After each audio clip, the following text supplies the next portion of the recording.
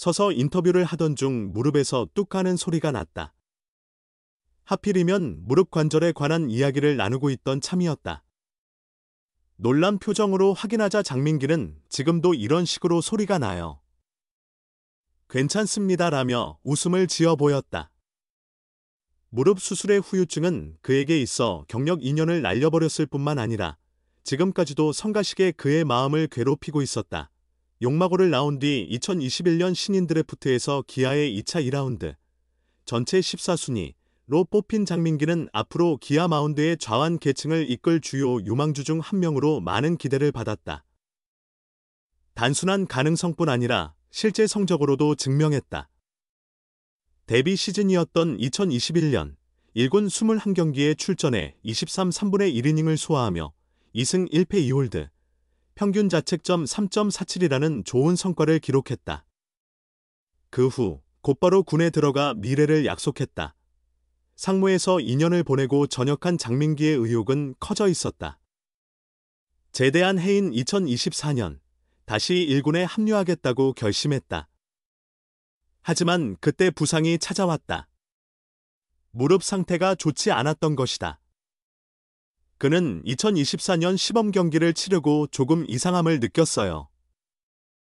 재활에 내려가서 좀 나아졌다고 생각하고 복귀해 잔류군에 합류했는데 바로 다시 문제가 생겼다며 재활을 다시 가더라도 오가기만 하면 시간만 낭비할 것 같았어요.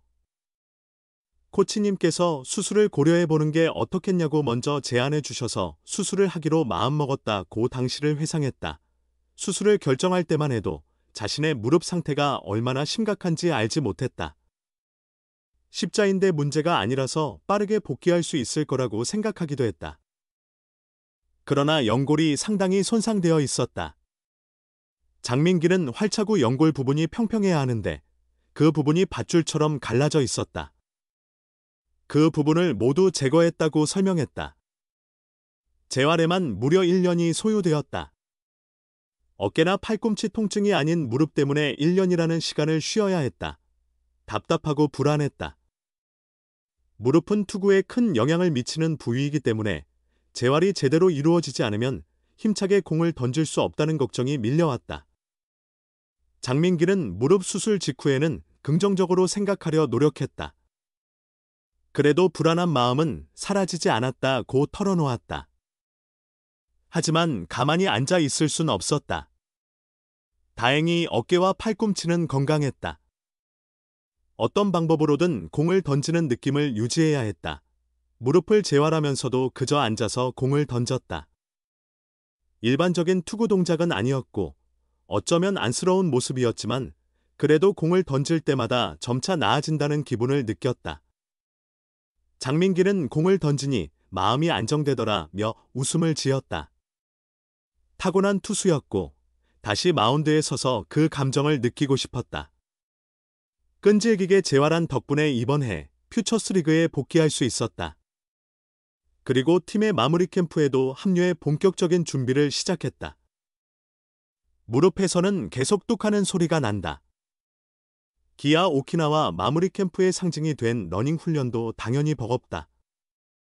달리는 것은 자신 있지만 오래 뛰면 무릎이 부어오른다. 장민기는 통증이 오가는 것은 있지만 그런 것은 시간이 지나야 사라진다고 들었다. 야구 선수 중에서도 무릎 수술을 경험한 이들이 많다. 그런 이유로 훈련을 소홀히 하고 싶지는 않다. 당분간 참고 열심히 보강 훈련에 임하고 있다고 굳은 결의를 드러냈다. 좌완 출신으로 제구력에서 뛰어나다는 평가를 받는 타카하시 켄 코치와 지속적으로 의견을 나누며 자신의 약점을 보완하는 데 주력하고 있다. 상체보다는 하체 균형을 다듬고 중심 이동 방식을 연구하는 데 집중하고 있다. 아직은 어색한 상태지만 캠프가 끝날 때까지 확실히 자신의 감각을 찾아 비시즌 연구 자료로 삼겠다는 각오다. 당장의 목표는 스프링 캠프 합류다. 장민기는 완주 자체를 목표로 두지 않는다. 스프링 캠프에 참가할 수 있도록 눈에 띄는 것이 첫 번째 목표라고 강하게 말했다. 팀 상황 역시 장민기의 의욕을 북돋운다. 올해 기아는 기대했던 좌완 전력이 흔들리며 어려움을 겪었다. 좌완 필승조인 곽도규가 팔꿈치 수술로 빠졌고 나머지 좌완 필승조들도 기대만큼 활약하지 못했다. 곽도규가 내년 중반에나 돌아올 수 있는 상황에서 장민기는 반드시 이 기회를 잡겠다는 결심이다. 올해는 자리가 비어도 자신이 부상으로 어려움을 겪어 그 기회를 놓쳤다. 1군에 오르든 그렇지 않든 기회가 올 때 준비된 상태인 것이 장민기의 목표다. 공을 던지지 못하던 시절, 장민기는 포스트잇에 여러 좋은 글고를 적어 책상 앞에 붙여놓았다고 한다. 그 글고를 보며 마음을 다잡았다. 가장 인상 깊었던 글고는 모든 사람이 나를 좋아할 수는 없다. 그 작은 시선 때문에 내 하루를 망치지 말자였다. 기대가 사라진 자리에는 비난이 남기 마련이다. 하지만 그것에 신경 쓰지 않기로 했다. 장민기는 스프링 캠프에 참가해 1군에 최대한 오래 남고 싶다. 조금이라도 팀이 이길 수 있는 기반을 만드는 것이 목표라며 2026년을 겨냥했다. 앉아서 던졌어요. 앉아서 던지다가 조금 나아진 것 같으면 무릎을 꿇고 던졌어요. 지금도 무릎에서 뼈 소리가 나거든요.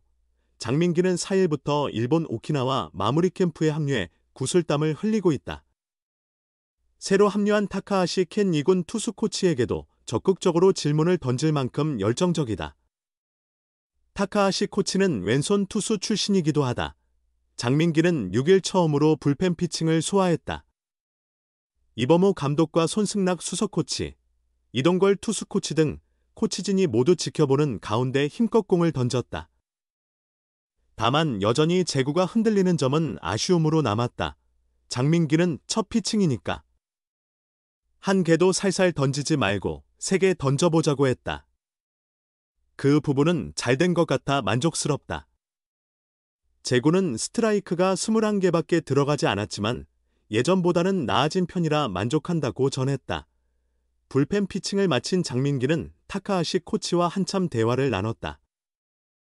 타카하시 코치는 자신이 선수와 코치로 몸담았던 일본 프로야구, NPB, 히로시마 도요카프 좌완 투수의 영상을 보여주며 설명을 이어갔다.